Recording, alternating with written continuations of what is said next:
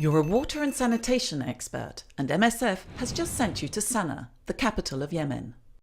First, you meet with the head of mission who puts you in the picture. Suspected cholera cases have just been reported in a town in Amran Governorate. Your task is to set up a 50-bed cholera treatment centre, or CTC for short. Once you get there, you'll have 3 days to get the centre up and running. You set off immediately, with this truck transporting the 6 tons of supplies and equipment you'll need. A site's been found near the town's health centre. How can this empty space be converted into a CTC?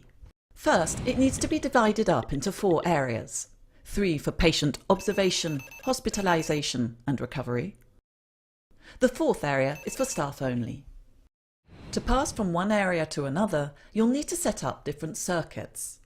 1 for patients and their caregivers, 1 for staff, 1 for waste management, and 1 for the handling of corpses.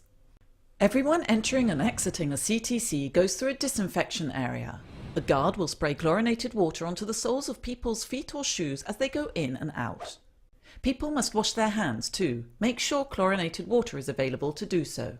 You'll also need plastic sheeting to cover the ground in the patient tents. It needs to be regularly cleaned using a chlorine solution. Now for the beds. You'll use specialised beds with holes in them for severely dehydrated patients too weak to get up. Place buckets next to each bed as cholera patients suffer from vomiting and diarrhoea. There also needs to be something to hang a saline drip.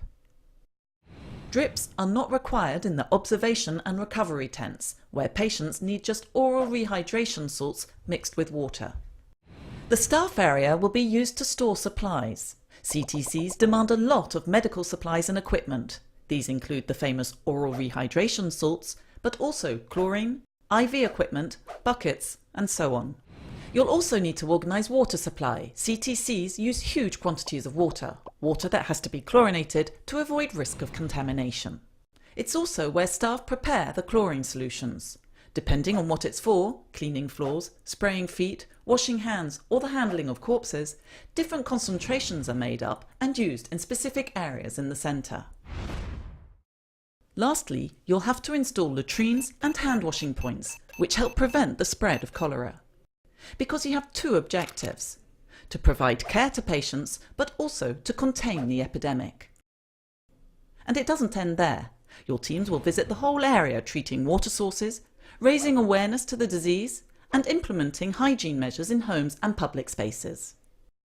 Fulfilling all of the above and complying with a range of stringent procedures are as crucial in Yemen now as they are during any other cholera outbreak.